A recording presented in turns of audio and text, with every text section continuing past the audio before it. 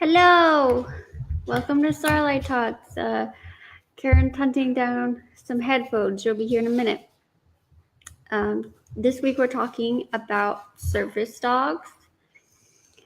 I'm just going to share it on my personal page. While doing that, check out the website OurTism.com. I have an article on there about service dogs. I also have a documentary my friends made about service dogs and my sister's service dog on my Facebook page that you can check out. But I'll be talking with Karyn this week about service dogs. She's a trainer. She's one of the trainers that trained my service dog, Benji, and my sister's service dog, Luke.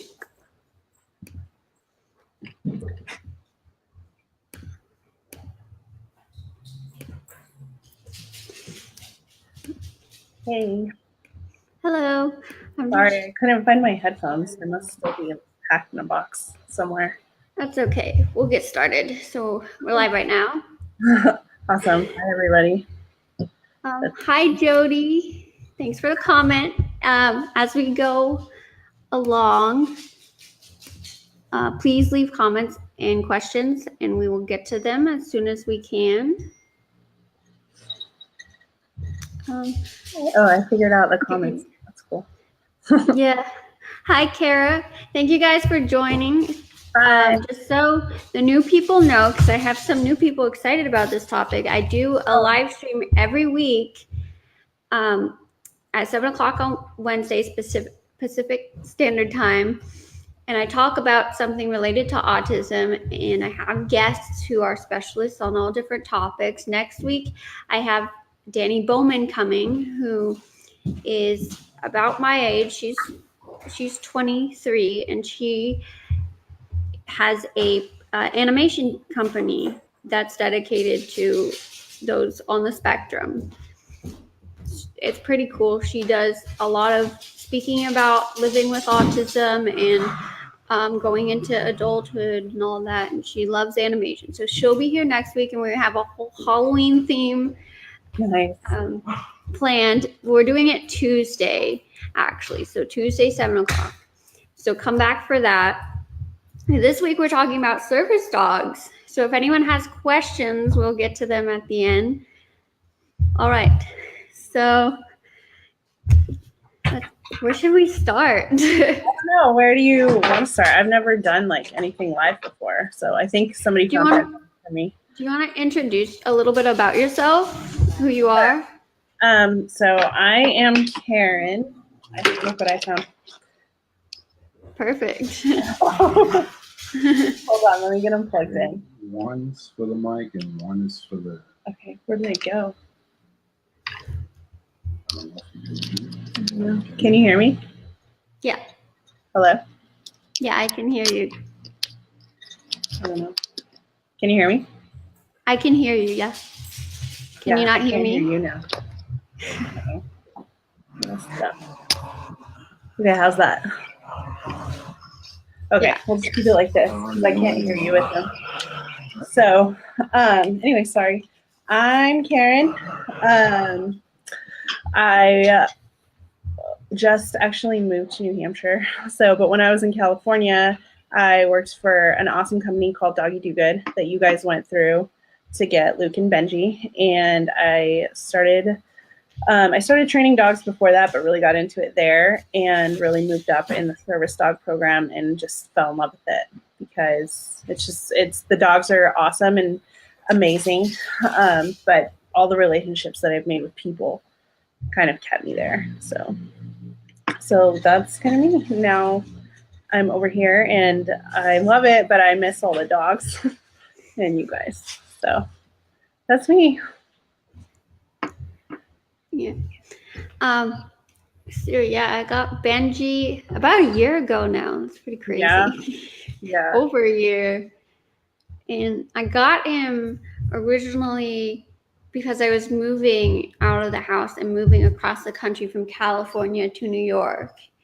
And I wanted a service dog for a long time, having autism. And I thought it was the perfect time to get one, and I was so scared to do that. And that was really where like I drew the line. I'm like, I can do this, Mom, if I have my service dog. And Right. so we started looking into different companies, and Doggy Do Good seemed to like be the quickest to get it and have everything we required. And so that was really cool. And they had I love that he's rescue too. That was Yeah. able to Doggy happen. Do Good actually has this really cool program where they do get puppies from breeders like Luke, who comes from a great golden retriever breeder out there. But they also they have a relationship with the shelters too, and they'll go in every once in a while, or they'll look up dogs online and they'll send a trainer. I did it a lot when I was there. They'll send a trainer out to kind of meet them and evaluate them and see if they would be good. And if they're good candidates for service dogs, then we take them and they get to kind of turn around and rescue somebody else. So that was definitely one of my favorite programs. And Benji's definitely a favorite. You were saying you were nervous to get Benji, and I just thought instantly about how like Benji just decided right away that you were his. He loved you instantaneously. And it was I forgot to link his Instagram. I'll do it at the end. I want to also link Shadow's Instagram. Oh yeah. But the first video, if you go like all the way back to the beginning of Benji's Instagram, is that the first meeting where he just rolled all over me. Yeah. It was this instant magical connection. It was really cool. Yeah. And he's just strongly bonded with me ever since. He doesn't leave my side. Yeah. I go into another room. I don't even have to call him. He follows me. It's really cool. That's awesome. He definitely loved you right away. I really wanted a bigger dog because I wanted deep pressure therapy, and the dog we had as a pet, Albus, is 70 pounds or 60 pounds, somewhere around there. And so I was used to that, and I loved that. And so I was really nervous because originally I was supposed to have a golden retriever, but she wasn't ready in time. And they were like, Benji. I'm like, but he's so small. Right. But when I really need it, it's enough. Yeah. Because I was at Disneyland only a couple weeks ago, like last month, with my friends who work there. And I was there all day, and then they came and joined at night, and the fireworks went off and sent me into a sensory overload.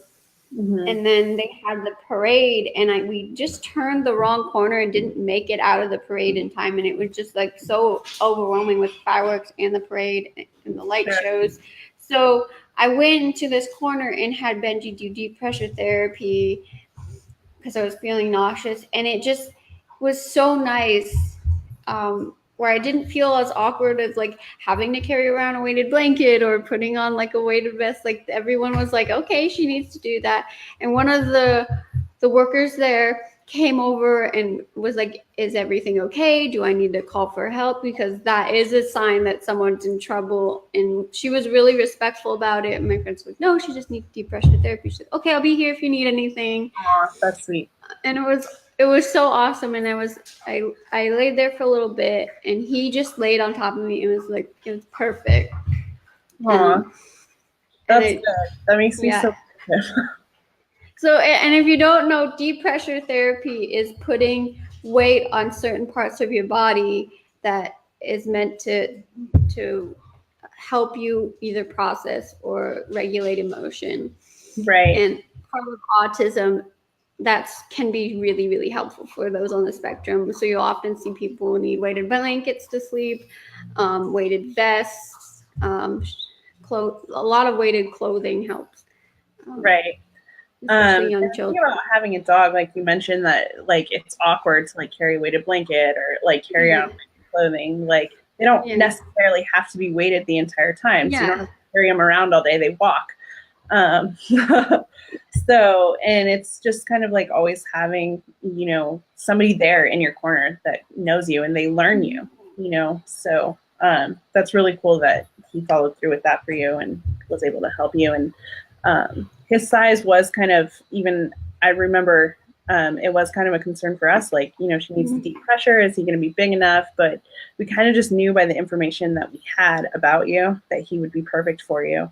And he is. So we're glad. Yeah. And, you know, a lot of times just that little bit of extra weight, sometimes the extra, like having a bigger dog does help. But, you know, sometimes you just need that little bit of pressure, that little bit of weight. And that's enough. So, yeah, dogs are amazing. I just read that. They are. There's nothing better. So.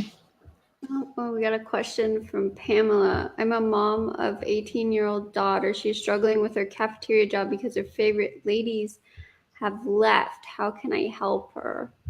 I don't know if I have enough information here to answer. Unless if she's just going through a transition of like there's new people, that's probably just going to be rough till she gets to know the new people. But I'm sure the new people will be just as nice. She just needs to get to know them. And I know that takes a while, and transitions can be really rough for those on the spectrum.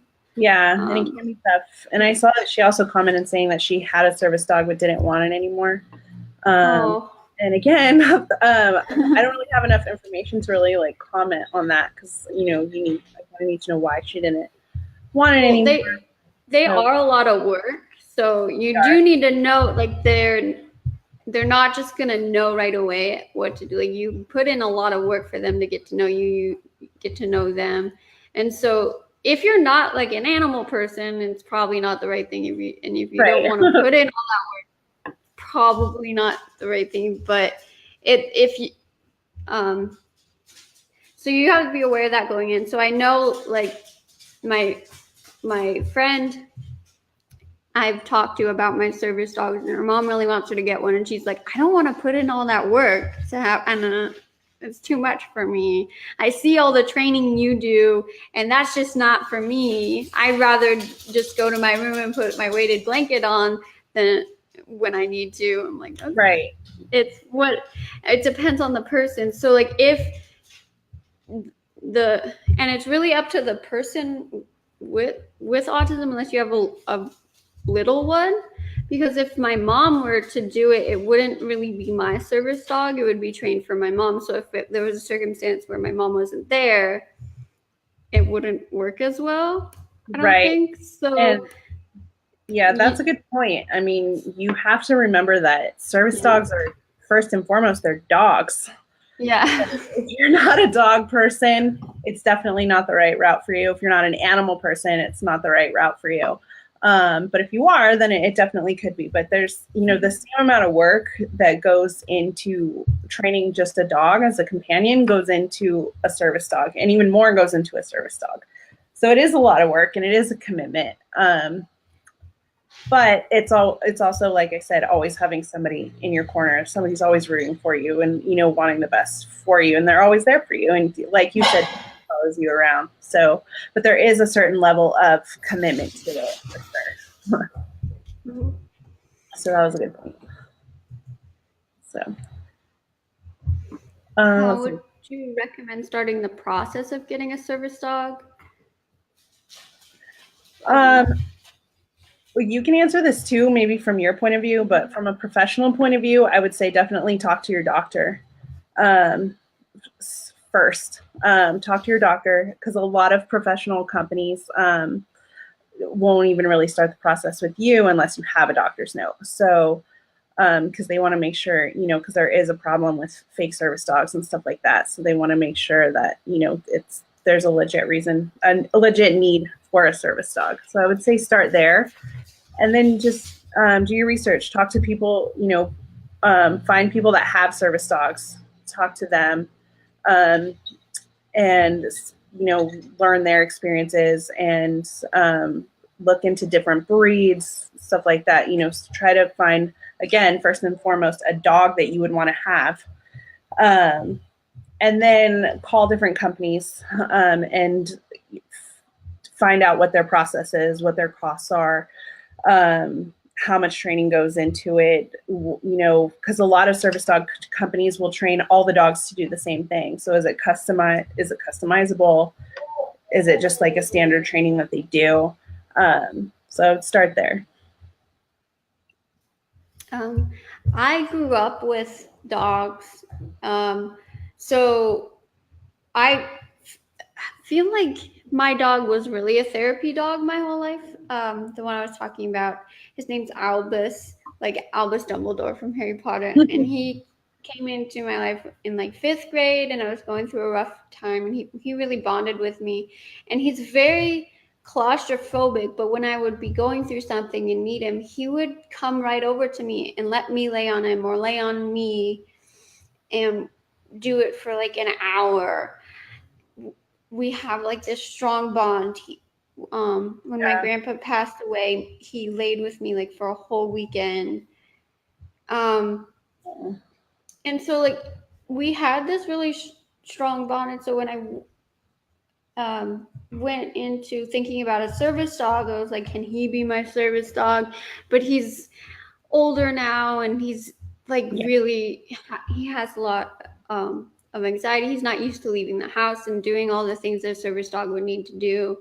And so we ultimately decided he wasn't going to work. But so how are we going to go about doing this? So we looked into different places that would train, because I didn't think I would be able to start the training process. That was so much work.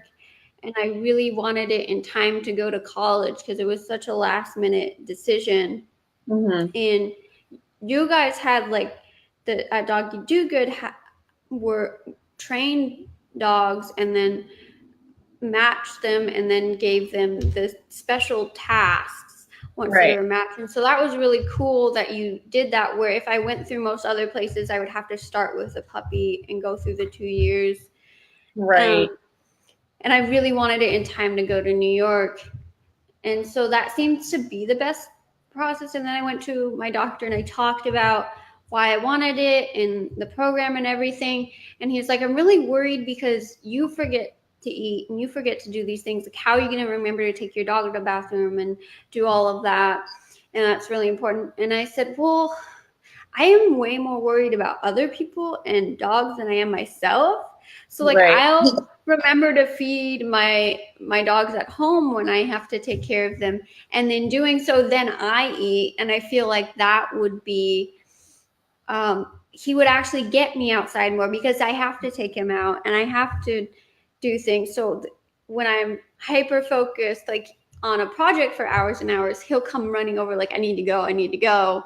Right. And I'll have to leave and go outside for a few minutes. And I feel like that's a benefit. And it did happen to be that way. He ended up not really asking enough. He was so quiet, but I would remember because I was so worried about him.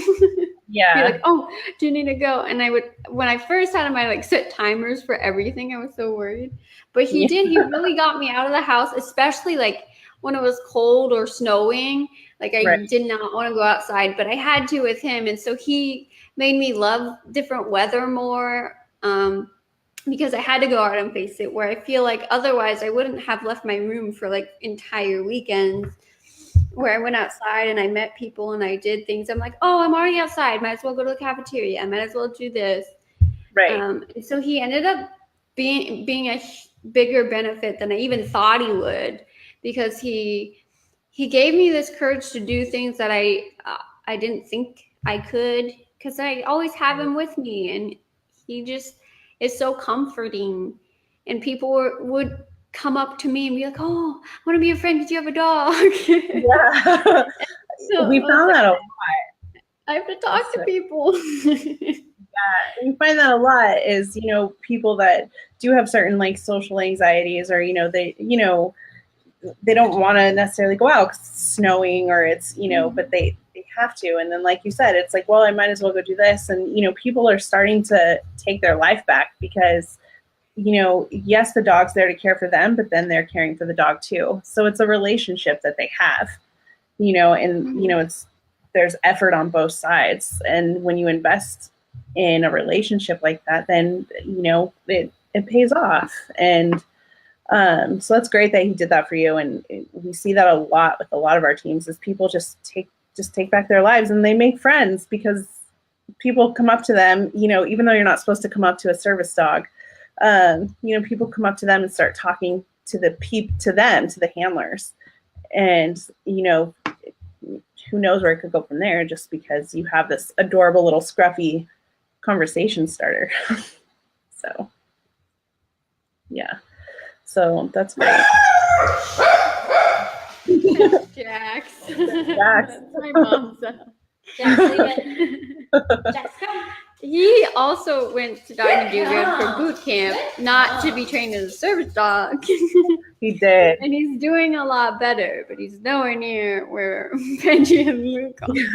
He still has his Jax attitude. He's still the kid. But he's fun. He makes life interesting. Yes, he does. So before I do my live stream, he's always sitting in the chair, like looking at the computer, like, I'm ready. He wants to go on. He wants to be a guest too. Yeah. And then he gets really upset once it starts because we're not paying attention to him. And then he does things like this to get our attention. Yeah. I'm sure there's nothing outside. He just like wants us to go over there. Probably. I like how your mom says this Chihuahua is showing. Very true. So Molly has a service dog as well. She has this really little dog named Chewbacca. And it's Luke and Chewbacca are best friends, and I love it. Pictures of Chewbacca. I love him. So he's on Instagram as well as Chewy. So she trained him herself and went through a program, I think at Petco or something. And so she did amazing with him. He's already really well trained at such a young age. And so she says, I work in a kitchen, so I can't bring my service dog to work, but use him for everywhere else I go. Many people question me because he's a smaller service dog, and I also get many kids who bark at him trying to get him to bark. How would you suggest getting people to respect me and him? That's a really good question. I'll start with him being smaller. That's a really common kind of misconception with service dogs is people see service dogs and expect them to be bigger dogs for either mobility or item retrieval or, something like that.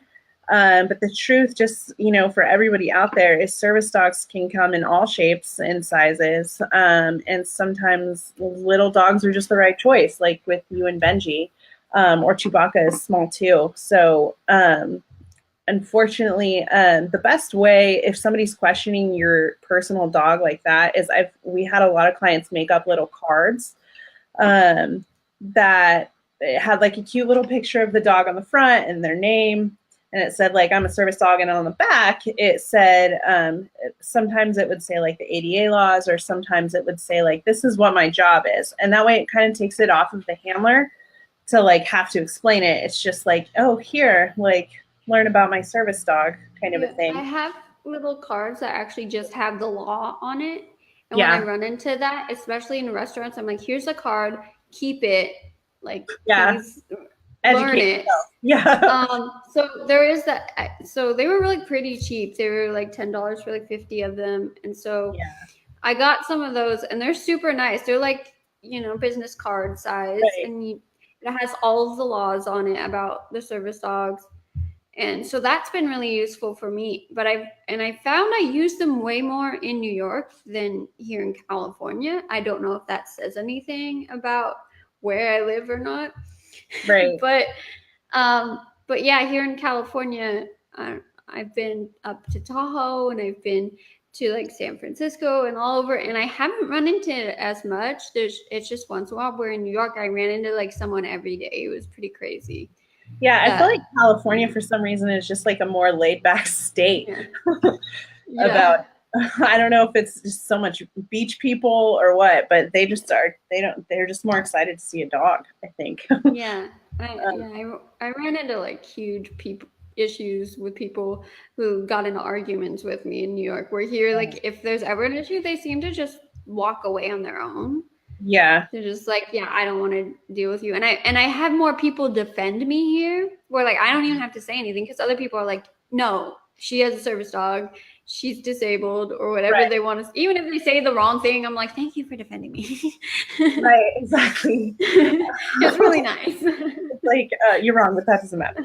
And as far as kids, that's a hard one. Because kids just don't know. And Yeah. they're not used to seeing a dog in a store or a restaurant or something like that. You know, and it's kind of funny because kids, it's like they've never seen a dog before. Oh my God. When I go to Disneyland, the kids get so excited about the dog way more than anything else at Disneyland. I'm like, you can see a dog anytime you're Yeah. at Disneyland, but they just want to hang out with the dogs. Hang out with the dog. Right. So kids are really hard because you kind of have to approach that gently. A lot of times handing out those cards again to the parents if they're around kind of helps because it helps the parents educate their kids. I noticed a lot more in California too that parents would say, you know, if the kids did something like that, I noticed that more parents were kind of like, oh, that's a service dog. Like you need to try not to distract him. But those little cards are really helpful, you know, and make them, you know, you can make them kind of say whatever you want. So the law is a good thing and you just kind of hand it to the parents. Or, you know, just kindly explaining, you know, it's kind of hard and it's kind of awkward. And I guess just as a trainer, I had to do it a lot. So it's no big deal to me anymore, but just, oh, I'm really sorry. Like he's working right now, you know, and I need him to focus. So maybe let's, you know, let's not try to distract him because he's a service dog and he has a very important job to do. So, but kids are hard. That's a really good, that's a really good question, especially because they're not your kids. So it's hard. I found myself a lot when that happened if the parents were around kind of addressing the parents. Yeah. I was at a fair one time and this like really, really little one was running like in slow motion after the dog and the parent looked up and hadn't been paying attention and he ran after the little boy. It was just like no. And I was like, it's okay. It's no idea what that is. That's funny. So it happens, and for the most part, like the reason you don't want the dog to be pet is because that means play. Right. And so so when dogs play, they get more aggressive, they don't listen as much. And so that's the reasoning behind it. So as long like you can so talk to the owner, like the handler. I would say about it because like with Benji, I let people pet him a little bit more than Lillian does with Luke because Benji can jump right back into work where Lillian's dog Luke doesn't as much. So it really depends on the handler on what they're comfortable with. Where if I'm like at somewhere like a fair, if I say yes, then everyone wants to pet him. So I don't necessarily do it there. But if I'm just like hanging out somewhere where there's not a lot of people, like at a restaurant or something, and like a little kid wants to come up and pet him, normally I let them. Right. And it's kind of like you said, it all depends on the dog and the handler. And, you know, like I know for Doggy Do Good in the beginning, we don't really want the new handlers to let people pet them because we want everything good to come from the new handler. So that bond made really quickly. But as you go on, you know, like with Benji, you know, he can, and it's kind of a breed thing, you know, the terrier kind of a thing. Is he's like, okay, hi, but then he comes back to you and, you know, you're his person. Where a golden retriever, they love like, everyone. Everybody's my best friend, you know. So, and another reason that, you know, you really shouldn't go up to a service dog in public is because you don't know. You can address the handler, like you said, like, is it okay if I pet your dog? But like just trying to distract a service dog or petting it. It can be really dangerous. It can be really, really dangerous, and you don't know what their job is. So if their job is to, you know, alert them to some medical condition and they miss it because somebody's pulling their tail, or that actually happened to me one time in a store with Luke, because he has this big, beautiful tail that's like a flag. I was trying to get him to do one of his alerts, and and he knew it, but this woman kept coming up behind me and touching his tail. And then she told me that she was helping me by distracting him. And I was like, oh, hold on. So that was, I mean, it was a really good opportunity for me to educate her on like why that's not okay. And you shouldn't really approach any dog you don't know, but especially a service dog, because you just don't know what they're paying attention to. And even if it doesn't look like they're working, they could be. So if you're like me and you just can't not say hi to every dog you come in contact with, always ask the handler. So. Yeah, I had more instances in New York because I was at a college, so there were a lot of, like, everyone knew Benji, and so Right. people would be like across the campus and see Benji and start shouting, "Benji, hi!" And Benji thinks that's a, "Hey, come over here and play with me." And so if he's working, especially if he's not on a leash and he ran over there, then I don't have my service dog. And if I really needed him and needed him to do deep pressure or something, then he's playing over there, that could be really dangerous for me. I could get shut down, not be able to ask for help because I have selective mutism. Like, it could become a really bad situation. So just being careful about those sort of things and like addressing the owner or the handler and saying, is it okay to call him and to play with him or to, you know. And in general, in California, I haven't had that as much. It's really rare. And yeah, it is normally kids because they just don't know. They just don't know. Yeah. And in general, what I just try to tell people, you know, you wouldn't comment on somebody's wheelchair. You know, you wouldn't be like, oh, that's the coolest wheelchair I've ever seen. Like, you know, or it's so cute, or it's like so pretty and pink. And I know it's harder because it is an animal and it's a dog, but I try to get people to treat a service dog as they would if they saw a wheelchair. You know, it's just, you're respectful of the space, and, you know, you wouldn't draw attention to it. So, I try to get people to kind of look at it that way, as, you know, to somebody else, it's medical equipment, with a face. But if you absolutely have to, again, yeah, like you said, always address the handler before the dog. So. Are there service dog training companies that are specifically targeted for individuals on the spectrum? I believe there are. I don't know any names right now, but like any service dog company really should know deep pressure therapy and alert and like the basics. Yeah. I don't know if there's like anything really specific about autism that the dog needs to know. Maybe they would need to be desensitized to a tantrum and stuff like that if that happens. So it really depends on the company and what they specialize in, what they do. So if you can't find a spectrum company, you can call a service dog company and say, here's what my kid is like, or this is what I'm like, and this is what we want out of the dog. And they can tell you if they can do that or not. And what the price of that would be from that company. And we found like it's insane how different the prices at different companies are. So it's really hard to say this is the price. Because I've had people go, what's the cost of a service dog? It can range from like a few $1,000s to tens of thousands of dollars. Right. Yeah. So it's like all over the place. So I can't really give you a price on that. Like, you have to find out through research, and depending on the dog you want, depending on what you need. You can train one yourself as well, and a lot of people don't know that. So that could be a lot cheaper if you wanted to go that route. So, and there's also a lot of charities and a lot of funding you can get in order to pay for it. There's a lot of programs that will help you with that. Yeah. And it would be hard.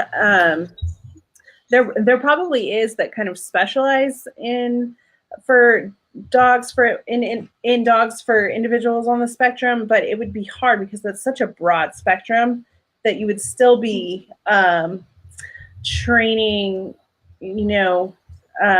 training dogs for all sorts of things. So you probably could I would think in kind of a marketing kind of point of view is like, oh, it's for autism, but really what you want to look for in any kind of a service dog training company is, are they really trying to find out about your needs or your child's needs, and what is it that you would need the dog to do, what tasks, and if they can and if they're willing to do that. So that's what I would look for more than a specifically targeted company, I guess. So, but there's a link that somebody posted, so you can check that out.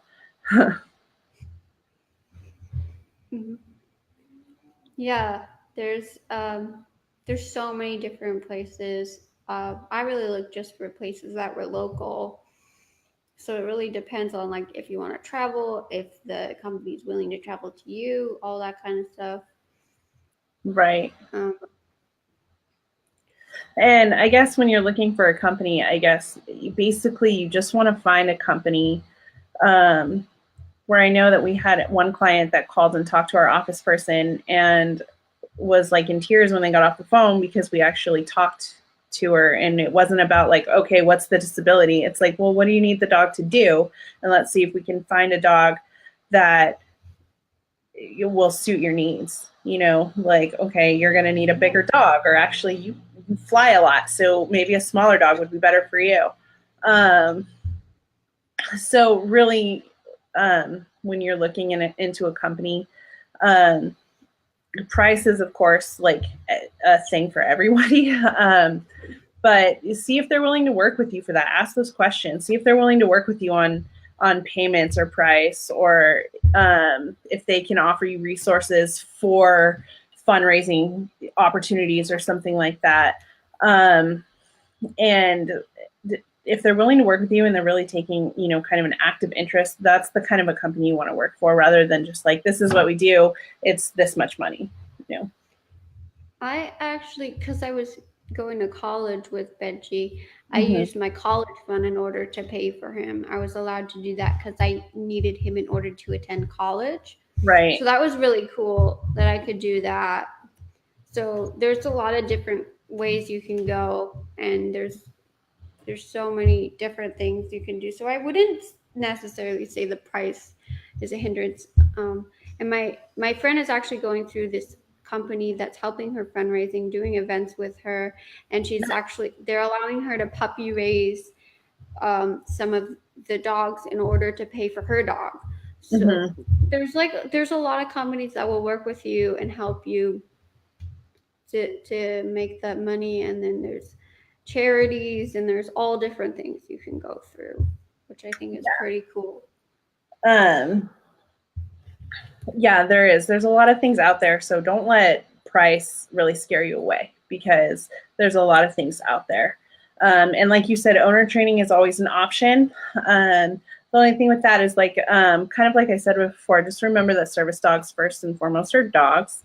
So, if you don't have any experience training dogs, go to puppy classes with the dog, go to, and look up, there's so many, I would say more balanced training would probably be your most effective route to go with the service dog, but look up a good balance trainer, or go, like a lot of service dog companies like Doggy Do Good, they also do obedience. So maybe go like at least through the obedience, or, adopt a dog and, puppy raise your own dog and kind of work with the trainers. Most companies are really willing to work with you. And like I said, just do your research and lots of socializing when they're puppies and once they have their shots and, stuff like that. So it's definitely an option. Just, if you don't have any experience with it, I would just say like, find somebody that does and kind of shadow them. So, because you want your dog to be reliable. Do you happen to have a resource list of different companies that provide service dogs?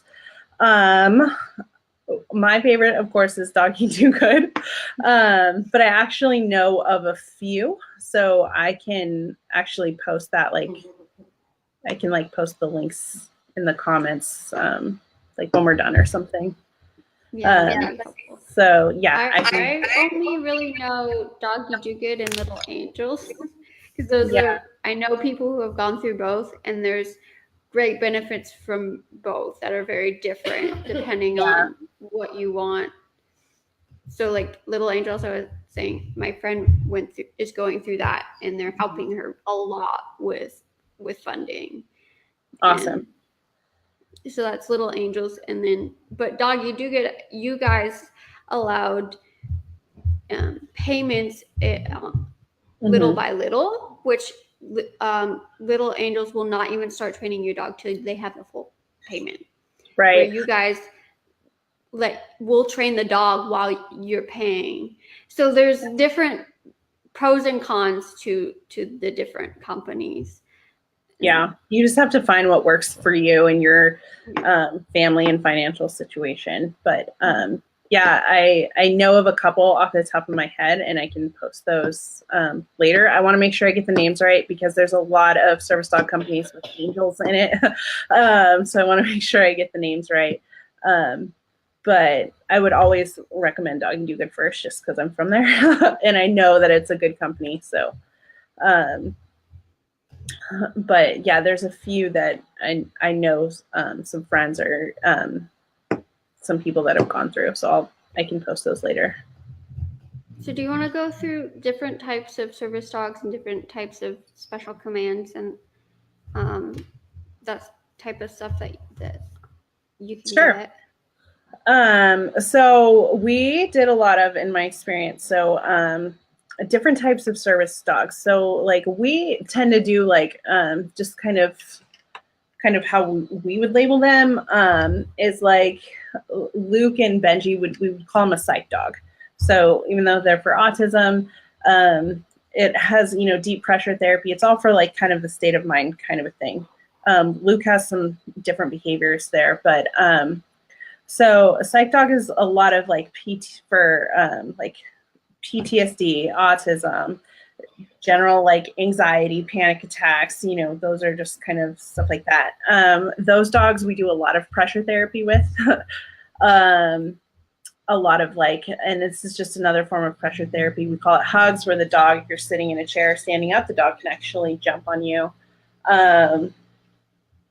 We've taught pressure where the dog will just, if you're standing, will just lay on your feet. So a lot of pressure therapy there, as well as kind of, I can't remember the right word, but like interruption. Whereas if you're getting nervous, or a lot of people will do some stemming or like tapping on the leg or something like that. And you know, we can train the dog when they notice those things to kind of nudge you in the hand, or, you know, whatever kind of it is that you need the dog to do.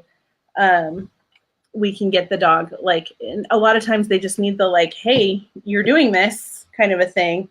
And it kind of brings you back into the present, kind of a more present state of mind. So, and then another big one is, and we call it a get it dog or an item retrieval dog, where we teach the dogs, we would teach the dogs to pick things up, and bring them to the handler. If they were to drop something, or even if they just need something, you know, they'd be able to point to it and have the dog grab it and bring it to them. See, another one is like a scent dog. So high and low blood pressure, diabetes, seizures, you know, all of that stuff. The dogs can actually be trained to detect that stuff in people. I've seen dogs alert people for seizures up to 2 hours before they're going to have a seizure. Or alert them when their blood pressure starts to drop or go up. And so stuff like that is, you know, really life-saving. I've helped train dogs for sleep paralysis. Excuse me, is another one. Counterbalance mobility is another big one. For that, obviously, you need a bigger dog. So you'd use a lot of Labradors, Golden Retrievers, Shepherds sometimes. And these are the dogs that can help you if you kind of start to lose your balance. Sometimes it's just getting dizzy and feeling lightheaded, where you can actually kind of support yourself on the dog a little bit. So those are just kind of some of them. We've had dogs, even people that are a little hard of hearing. We've taught the dogs to, when there's a knock at the door, to bring them a ball or something. It's like, hey, you can teach a dog different alerts for different things, different situations. So those are kind of some common ones. Some other things are like opening doors, putting a scarf through a door and having the dog pull it open for you, or stand in front of it, so it doesn't close on you. Hitting handicap buttons. So it's definitely more common to have a bigger dog, I would say, for stuff like that, just for the job. But a lot of times if it's a psych dog, and, at Doggy Do Good, we had a lot of clients that flew a lot. And I know you've traveled with Benji back and forth to New York and Nashville and all those places. Sometimes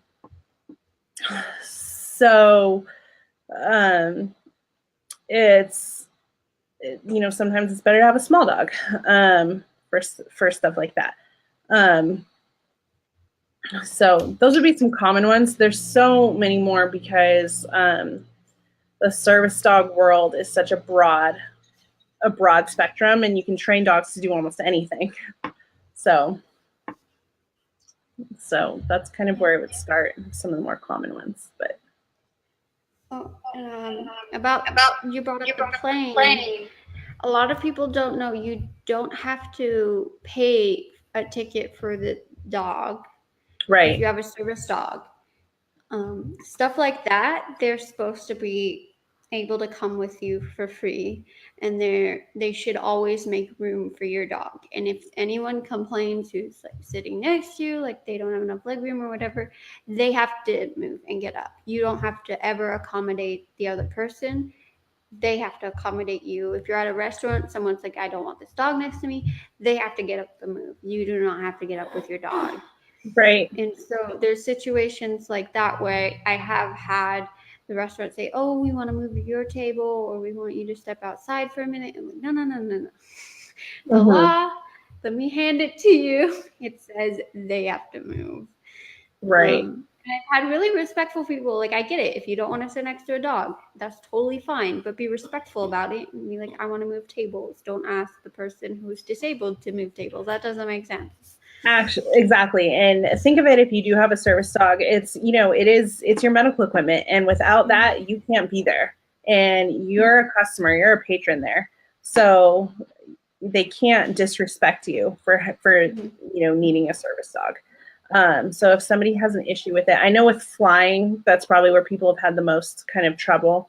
You can call a couple days beforehand, especially if you have a bigger dog like Luke, who does take up a lot of room. They're actually changing the law to where you need a certificate from the vet like 10 days before flying. Right. So that so that they know you have all the shots and everything that they need in order to fly. Right. And it has like the destination, the dog's going, and all of that. Right. I think it's good so it's easier, so people can't fake it as much. But also the issue is you have to pay to go to the vet, and so that's another price, and that's right. And some airlines do require that. Some haven't asked. You're right. It's kind of a catch-22 because the issue is you do have to pay for the vet visit and the health certificate.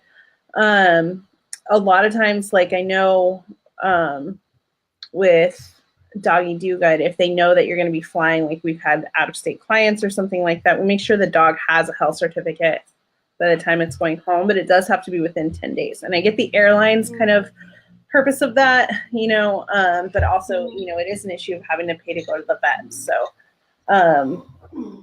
but it's kind of a health thing. So it's kind of unfortunate, but and it also kind of helps cover you in if somebody's throwing a fit. Well, it's unsanitary to have the dog. Well, actually, this dog is a healthy dog, and you're not going to get fleas or something, whatever it is from sitting next to him. Like, you'll be fine. And they do have to accommodate you. And if you have a bigger dog and it's your service dog, they have to give you like the bulkhead seating so your dog can fit under your legs. So don't let them boss you around. It's like almost 90 pounds or is 90 pounds. She gets the extra leg room, which is super nice. Where my dog fits nicely in my lap, so I get the small size. I flew with a really small dog one time, and he just sat in my lap the whole time. So no extra leg room. But it was fine. He was really small, so it wasn't a big deal.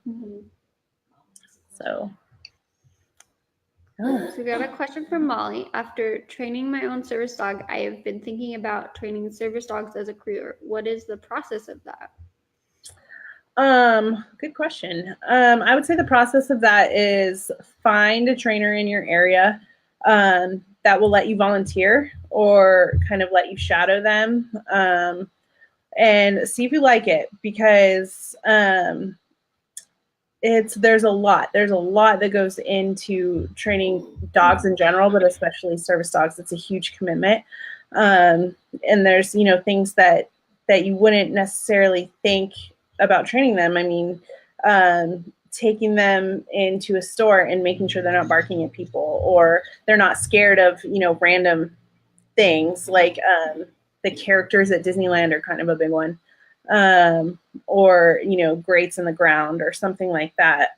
So there's really a lot that goes into it, and, making sure that they can get all the way under a table so they're out of the way, and, stuff like that. So there's really a lot that goes into it. Not to discourage you, because it's a very rewarding career, but go and shadow somebody that does it, and see if you like it. And then if you do, there's a lot of on-the-job training that most trainers, it's kind of an experience-based thing. But there are different dog training schools. I know there's one actually in California. It's in Northern California, but that's just really good for basic training. So I would say start with basic training. My personal preference is balance training over, pure negative reinforcement, obviously, or pure positive reinforcement. And I probably mix those terms up. I do know the difference, but I always say them wrong. But find a good balance trainer in your area and see if you can volunteer and shadow them, and see if you like it. See if you like training dogs, and if you do, go from there. So, you're welcome. I have a quick question from someone who couldn't attend the live stream. Okay. The first question was, does breed size affect what makes a good service dog for different purposes? Generally, I mean, it kind of, again, it depends on the task that you need the dog to do. A lot of times, a Great Dane is not always, is probably not your best bet for a service dog necessarily, because, you're going to have access issues there.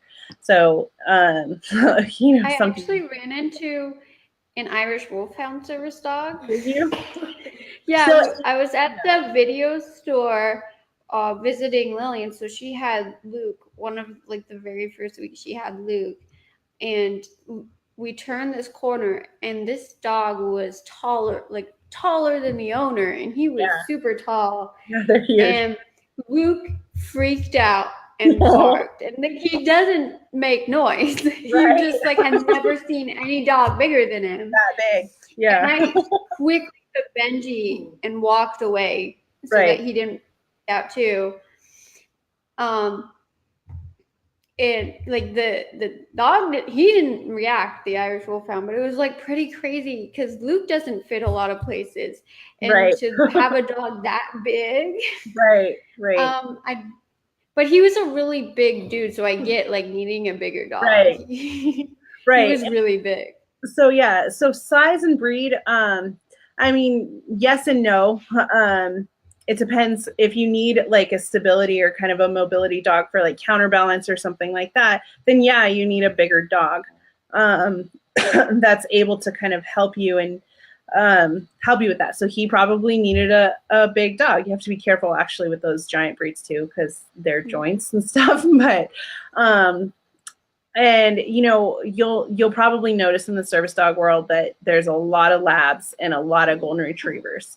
So, and that's just because those dogs have they're easy to train. You know, they want to please. They have a really high drive to please. They're usually really food motivated.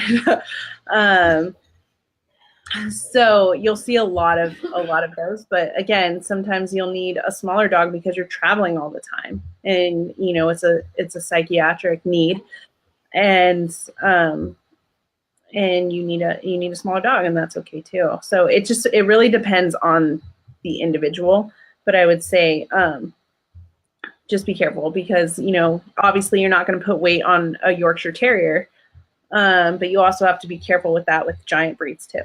So just kind of know your dogs.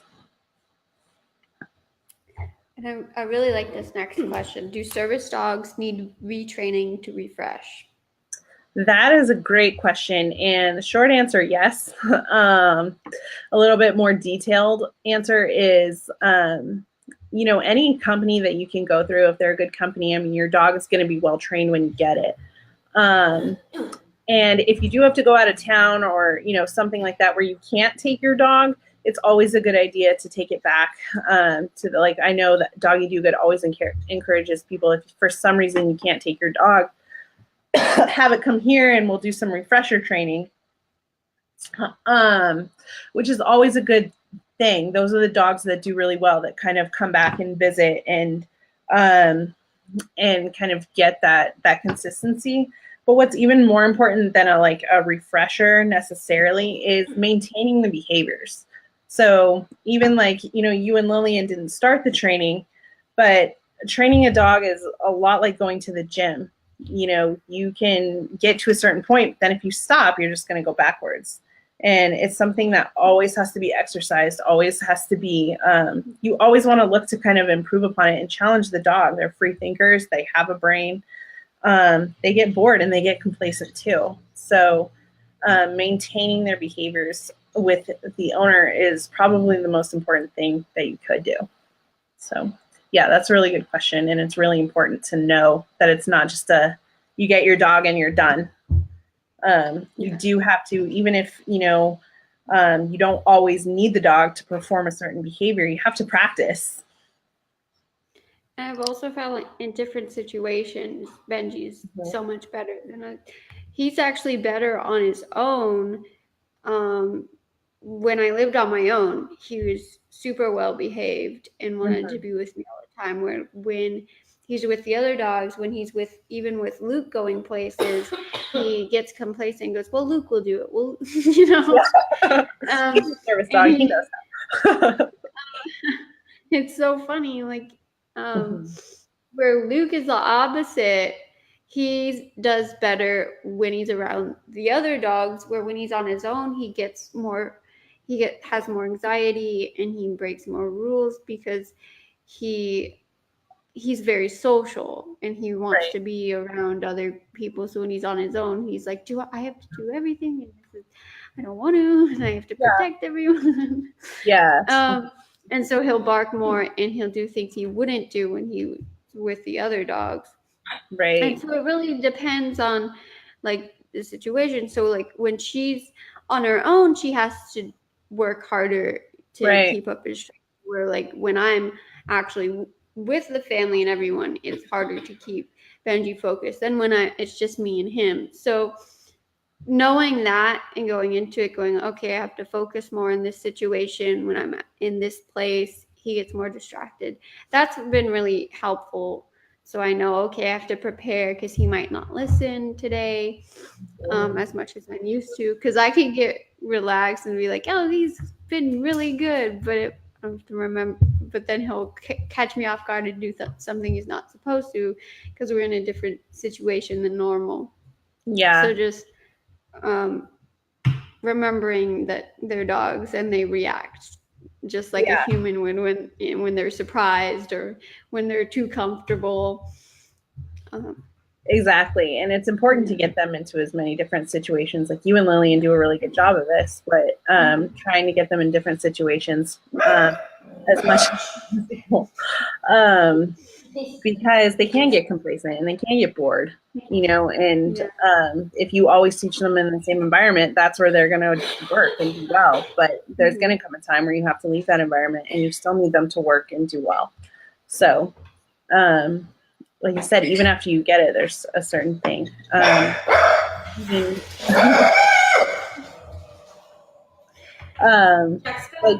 even with my dog, who's like really well trained, and poor guy, he lives with a trainer. You know, he knows all of his stuff. If he sees a squirrel, it's hard.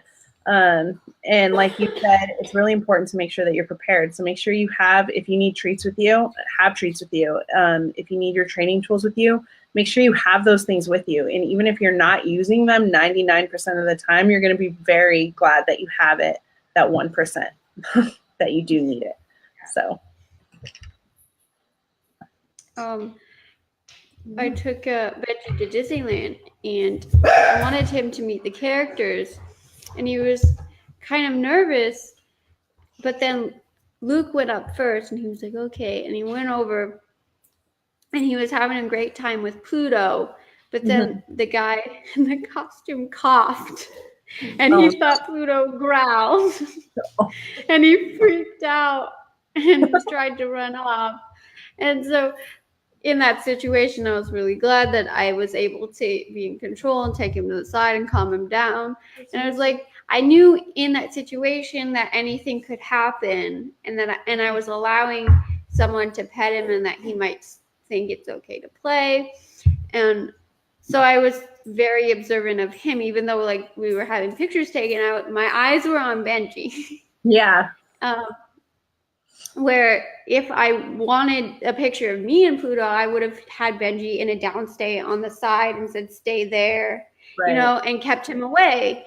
But because I knew I wanted a picture of Benji and Pluto, I handed someone else the camera and I really focused on him and made sure he was okay. And so everything went smoothly, but I know if I got complacent, was just like, okay, he's always so good, right? Then it would have been a very different situation.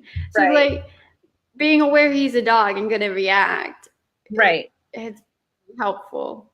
Yeah, definitely. And even like, I mean, you guys have gone to Disneyland with Luke and Benji a couple of times, you know, and so they're pretty used to the characters. But to hear one of them cough and it's dressed like a dog, you know, to them, it's a growl, you know, so they're like, oh, I don't want anything to do with this because they're trained to avoid that whole situation, you know. So yeah, just getting them into different situations like that is just super important. Getting them into different situations and different environments, and, you know, just keep in mind that your trainer is going to do the best that they can. They don't always have stuff like that, you know, readily available to them. So, you know, get them into as many different life situations as you can. And also I would say like emergency, like personnel, like medical people, police officers, ambulance people, firefighters, EMTs, ambulance people, you know, so they're not afraid of those people, because if for something happens and they need to help you, your dog needs to be okay with that. I actually had dental procedures done where I had to be put out, and so he came to the dentist with me every time I went to the dentist, and so he was used to me being on the table and like having someone prodding my mouth. And so when we were in that situation, he was very unhappy that I was asleep, but he didn't get too upset with the doctors, and he was like used to it, and he did his deep pressure therapy and stayed there, and he's been really good with that. I've Yeah. been really surprised he hasn't gotten upset at all with doctors, and Good. that's been really awesome. Yeah.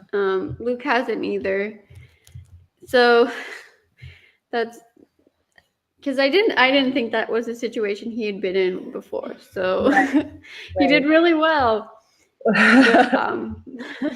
but I had like my parents there, and I was like, yeah, if something happens, like grab him. exactly. So, yeah, you always want to make sure that they're safe as much as you can. I mean, emergencies will happen where you don't have control, but like in your situation, you needed them there, but your parents happen to be there, so you're like, if something does happen, make sure you grab them. So yeah, definitely. So all right, so do we have any more questions? Because we will start wrapping up soon.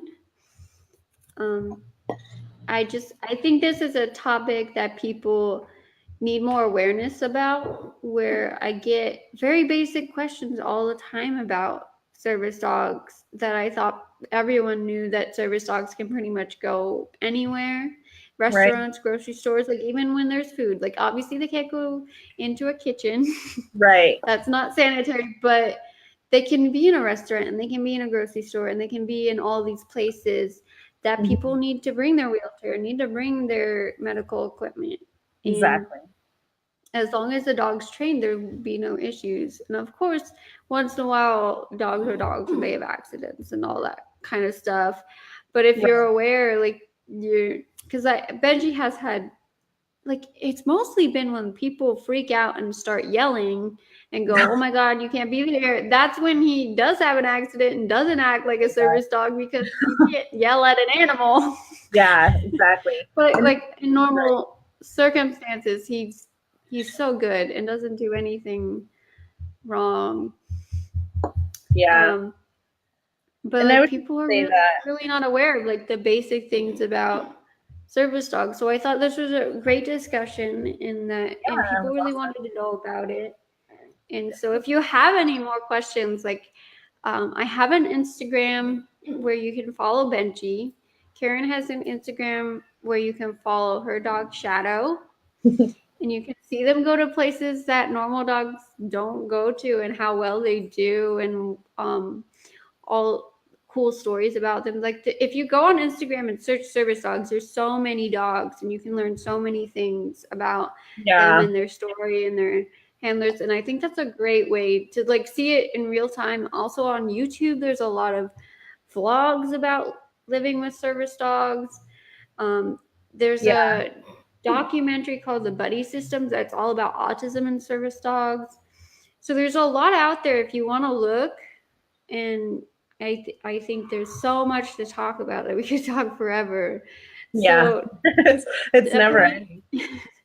So I'll link the Instagrams when I sign off, and Karyn will try to get you the information about the different companies that she knows about. Yeah, I will. Do that. I have an article I wrote about Benji on OurTism.com on my blog. So check that out. I also have a mini documentary that my friends made about me and Lillian and Luke and Benji. That's available on YouTube, and I post it on my personal Facebook page. You can check that out. And I think Karyn shared it too. I did. I didn't cry at all, by the way, when I watched that. I did. Doggy Doo had shared it at some point. That was pretty cool. Yeah, we were all excited to watch it. We all watched it. Yeah, that was really cool. There's the parent support group tomorrow that OurTism is hosting, and I'll try to be there. It's at 7:00. So if you would like to join, we have some regular people already showing up. But so it's like the 4th week, the 3rd week, something like that. Yeah, so we'll be back next week. My guest will be Danny Bowman. We'll be talking about animation and working, living on the spectrum. So that'll be cool. We'll have a Halloween theme. We'll be in costume, and that'll be on Tuesday instead of Wednesday. So remember, Tuesday next week at 7 o'clock Pacific Standard Time. 10 for those on the East Coast. All right. Thank you, Karyn, for joining. You're welcome. Thanks for having me. And if anybody has any more questions that we didn't cover, you can ask Chloe or you can message me too. I think I'm tagging all of it. And I'll do the best I can to answer it for you guys. So if there's anything that we didn't cover, just make sure you ask because we can get the answers for you. So yeah, thanks for having me. This is fun. All right. Thank you guys for joining. Bye. Stay colorful. Bye. Bye.